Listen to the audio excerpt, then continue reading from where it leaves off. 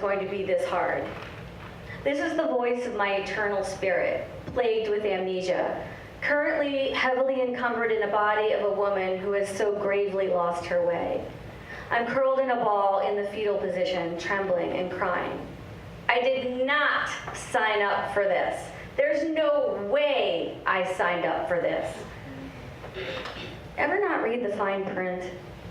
Ever think you were getting one thing, a Groupon, a checking account, that magic face cream free trial on Instagram, only to find out the Groupon restaurant is in Duarte, and the checking account charges a penalty fee, and that free trial requires a credit card, which they keep charging because I missed the deadline to cancel, despite the fact that I put it in my iCal with an alarm. I get positively outraged when this happens. I immediately deem them the enemy and their plot an evil scheme to personally destroy me. I pick up the phone and I rage. That was not made clear, I protest. The smug automaton on the other end assures me their policy is clearly stated in the terms of agreement. I slam down the phone. Well, not really, but I push the end button on my touchscreen really hard. And I fume, and I sit, and I stew, and I pace, and I rant, and I steam, and I stew. And sometimes I curl up in a ball in the fetal position and tremble and cry. I feel like life is one massive bait and switch, and I get really pissed at God and his whole sales team. See, I believe we're all souls that keep coming around the mountain over and over again. I believe that before we incarnate, we're up there, wherever that is. I'll call it heaven for a shout out to my Catholic origins. And we're actually excited about being bored. We're ready to put in the game.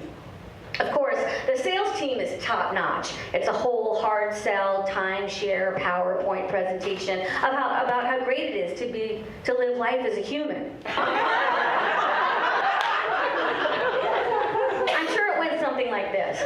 Hey, good news, unnamed disembodied soul. Have we got some great opportunities for you? Come on down and have the time of your earthly life. While you're here, you'll gain valuable wisdom, learn deep compassion, and humbling acceptance. And if that's not enough, you'll give life, minister comfort, and advocate for others. But wait, there's more. One word, forgiveness. Who doesn't love forgiveness, am I right? And I bought it, hook, line, and sinker. I imagine they pull some lever and the floor drops open and your soul just catches the next baby out. You live a few decades in oblivion, and then one day you wake up and you say, what the fuck?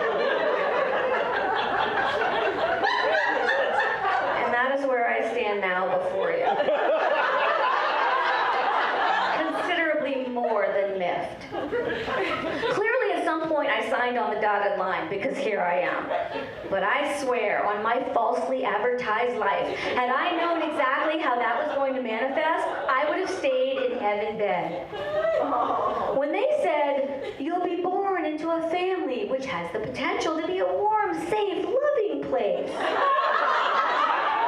See my mom trying? She's trying. I noticed neither the italics nor the quotes around the has potential part. Because not unlike that long list of potential side effects that scrolls by at lightning speed on prescription commercials, I didn't quite catch the part where my family might not exactly love each other and would spend all my formative years absorbed in their own desperate unhappiness, resulting in a divided household where one day I woke up and wondered where everyone went. It seems to me a significant omission to not explain attachment theory until after I was assigned a mother who didn't particularly want to be married with children. See, my older brother was unplanned. And I suspect my father, a poor city kid from the French Quarter, with his very own compromised upbringing, was possibly among the first of my mother's rebellious experiments as a young country girl. In all honesty, had it been 5 decades later, she should have just swiped left. Instead, they did what all Catholics did in the 60s 60s, they grinned and bared it and destroyed the generations to come. It was very romantic. My tiny shell-shocked young soul didn't know that the silence in the house was abnormal. I didn't know the lack of socialization with friends and neighbors and each other was unusual. I didn't realize that other families were talking and laughing and supportive and engaging and forgiving. When my mom left, as many newly liberated women did during that time, my dad's demons took over. This isn't the funny part. Because of his own faulty factory production line, he became psychically fractured. I would awaken to his painful howls at all hours of the night. I would try not to make contact with his permanently swollen eyes and ignored his stumbling through the hallway. It was years of the car parked on the lawn, or him sitting by my bed at night while I pretended to sleep, listening to his slurred, one-sided conversations. But I'm pretty sure that if, in the planning stages of my incarnation, I was told that I would come home one night to find my father in the backyard on a bench with a hunting rifle pointed at his head, I would have maybe sat this life out. Kudos for the Divine Intervention Hotline that night. Sadly, not before that image was forever burned into my brain. We never spoke about it. Wow, you guys are so quiet. As soon as I found the resources, i.e. drugs and alcohol, I remained self-medicated throughout my high school years. When I was old enough to drive, I bought a car, got a job, lived my young life aimlessly with virtually no direction or guidance. I know that we aren't supposed to navigate this world alone, yet I would spend the rest of my days with few tools and role models and not a manual in sight to figure out how to belong. As I slowly came out of my drug-induced fog, I would come to realize that, like my dad, some very important parts were missing from me too, which would make this product function improperly for the rest of her shelf life. And for this, I remain a highly dissatisfied customer. That family foundation was a basic ingredient. Buyer beware. Nope, I'm sure all I heard was the good stuff. Enjoy sugarfish sushi. Watch a breathtaking sunset with cotton candy-colored clouds. Smell night-blooming jasmine. Go to U2 concert on X. But because of the little-known and unadvertised dichotomy clause, there's a pesky flip side to everything. Some things you will hear and see, stories of horrendous deeds, visions of war and oppression and unimaginable human suffering you can't unhear or unsee. And these things will seep into your cells and your body will absorb them like poison. But you won't die from it. No, worse, you'll live with it. As for the sensual pleasures of sex, now there's a promo. Some would argue this alone is worth the price of admission. It's a product that sells itself. Just make sure to read the label. It's rife with potential hazards of varying degrees, from criminal violation to just the dull regret of losing yourself to the wrong people. The getting married part seemed like a bonus.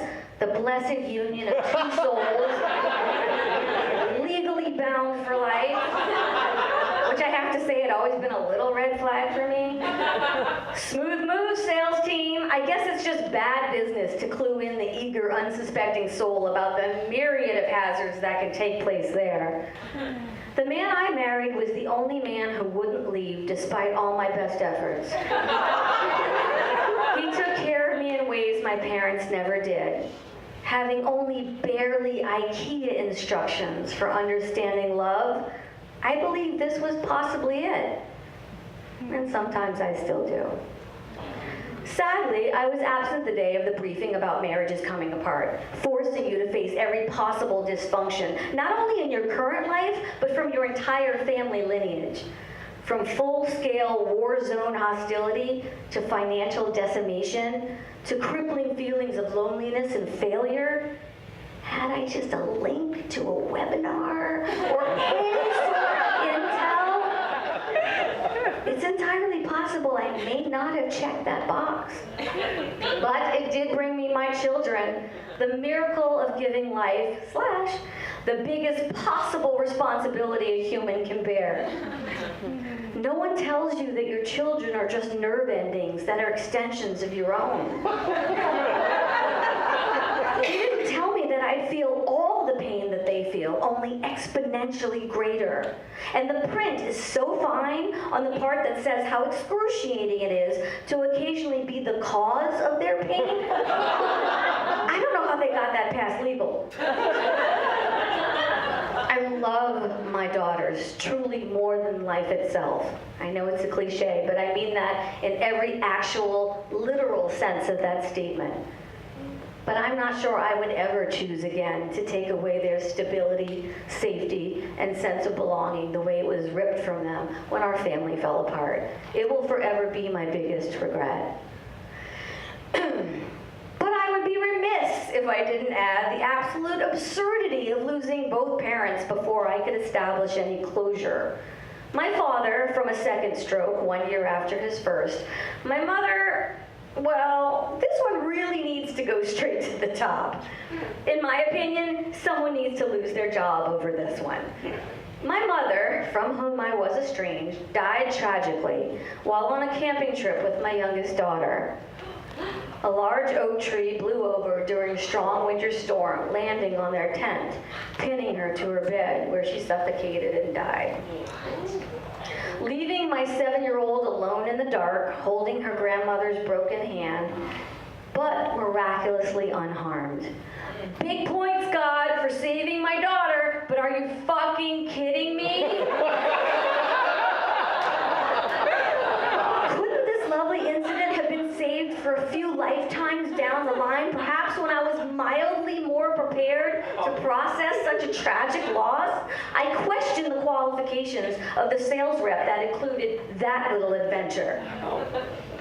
At the time she died, I have to admit, there was so much animosity and distance between us. I remember thinking about the irony of nature versus nurture and how nature won.